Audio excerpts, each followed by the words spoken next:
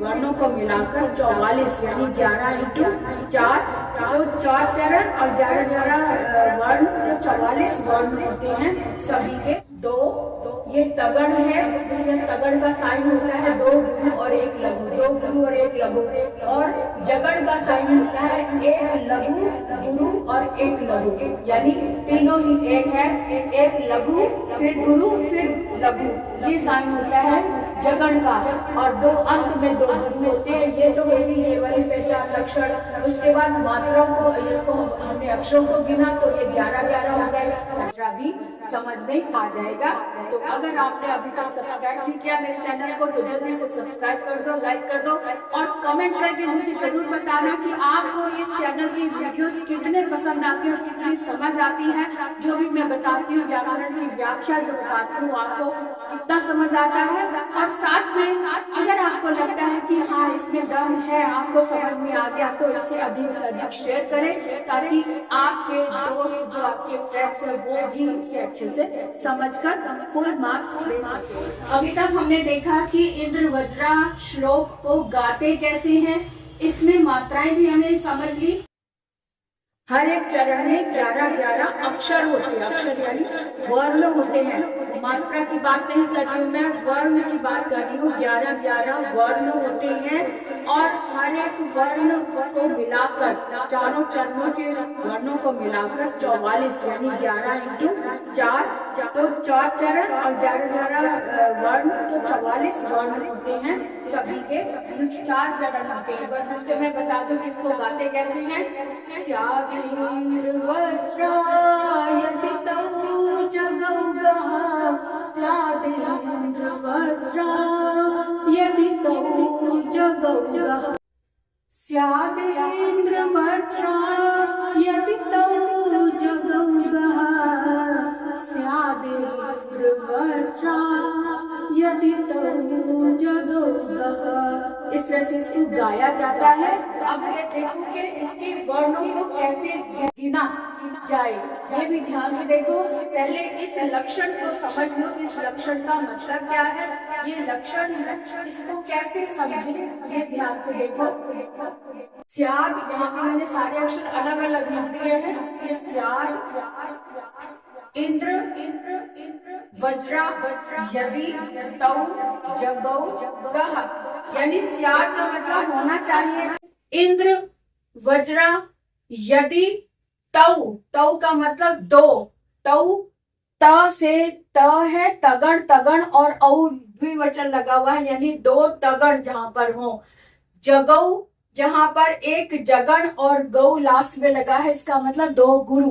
तो 2 गुरु, 2 तगड़, 1 जगण और 2 गुरु लास्ट में हो तो वहां पर इंद्र वज्रा होता है।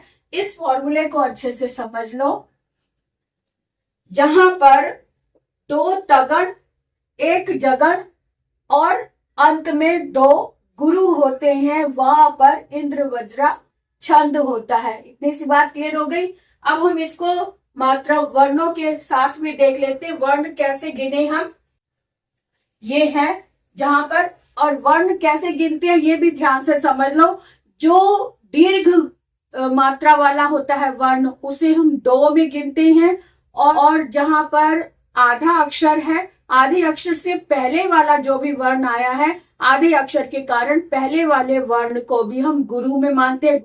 तो हमने देखा कि इसका लक्षण ये है, जहां पर स्याद इंद्र वज्रा होना चाहिए, वहां होना चाहिए जहां पर 2 तगड़, 1 जगण और 2 गुरु होते हैं, ये इसका लक्षण है। और लास्ट में अगर छोटी मात्रा भी है, अगर एक वर्ण भी है, तब भी उसे गुरु मान लिया जाता है, ये इसका नियम है। तो अंत में 2 गुरु होने चाहिए। अब इसका श्लोक देख लें कि इसकी मात्राओं को कैसे गिनते हैं। ये श्लोक इंद्र वज्रा का उदाहरण है, इसे समझे, इसे पहले देख लो, इसे गाएंगे कैसे। अर्थो हि कन्या परकीयेव तामद्य सम्प्रेष्य परिगृहीतु जातो ममायं विशतः प्रकामं प्रत्यर्पितन्यास इवान्तरात्मा। अब आइए इनके चिन्हों को भी देख रहे हैं कि इनके लक्षण के चिन्ह कैसे लगते हैं। क्योंकि अ के साथ में ये र लगा हुआ है इसलिए ये गुरु हो गया। जो दीर्घ होता है उसे हम गुरु में मानते हैं। और यहाँ पे ओ की मात्रा ए, आई, ओ, औ ये चारों ही वर्ण क्योंकि संयुक्त वर्ण होते हैं इसलिए इनको हम गुरु में मानते हैं, यानी 2 मात्राओं में गिनते हैं। ठीक है, तो अर्थों में ओ की मात्रा लगी है इसलिए ये भी गुरु हो गया। ही में छोटी की मात्रा लगी है इसलिए ये लघु हो गया। यहाँ पे का के साथ न आधा जुड़ा हुआ है इसलिए ये गुरु हो गया। और या में आ की मात्रा है इसलिए यहाँ भी गुरु हो गया। पर यहाँ पे दोनों ही ह्रस्व स्वर है, इसमें कोई मात्रा नहीं है इसलिए ये लघु हो गया। किए में बड़ी मात्रा है इसलिए ये गुरु हो गया। और य में अ है, एक है तो ये लघु हो गया। और ए क्योंकि बड़ा होता है तो ये ये गुरु हो गया। और अंत में बताया था कि अंत वाले अक्षर को गुरु ही माना जाता है इस तरह से। तो तगड़, तगड़ 2 तगड़ हो गए। इसमें था ना हमारा शर्त क्या है, इसमें 2 तगड़ होने चाहिए। तो गुरु गुरु लघु, गुरु गुरु लघु ये तगड़ हो गए 2। और उसके बाद एक जगड़, तो ये लघु गुरु लघु ये एक जगड़ हो गया। और अंत में 2 गुरु है। तो हमारी शर्त ये पूरी कर रहा है ये वाला श्लोक, इसलिए यहाँ पर हम कह सकते हैं कि इंद्र वज्र छंद है। अब इसी तरह से चारों को भी हम इसी तरह से समझ सकते हैं कि कैसे तामध्य, तामध्य ये जो द लगा हुआ है इसमें जो आधा द है वो इसके साथ जुड़ेगा, क्योंकि जो भी आधा अक्षर होता है उससे पहले वाले वर्ण में वो गिना जाता है। इसलिए ये लघु, ये गुरु, ये भी गुरु और व्य में य रह गया तो ये लघु। उसके बाद सा के साथ म जुड़ा हुआ है इसलिए ये भी गुरु। और पा में र लगा हुआ है इसलिए ये भी गुरु। और श में य में है ये लघु हो गया। अब उसके बाद फिर से यहाँ पे प में कोई मात्रा नहीं है इसलिए लघु। हमने बताया था कि जब आधा अक्षर होता है वो पहले वाले वर्ण के साथ जुड़ता है।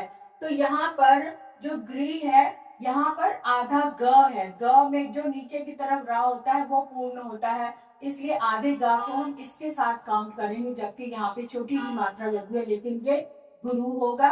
और यहाँ रह गया तो यहाँ पर कोई मात्रा नहीं है तो ये लघु हो गया।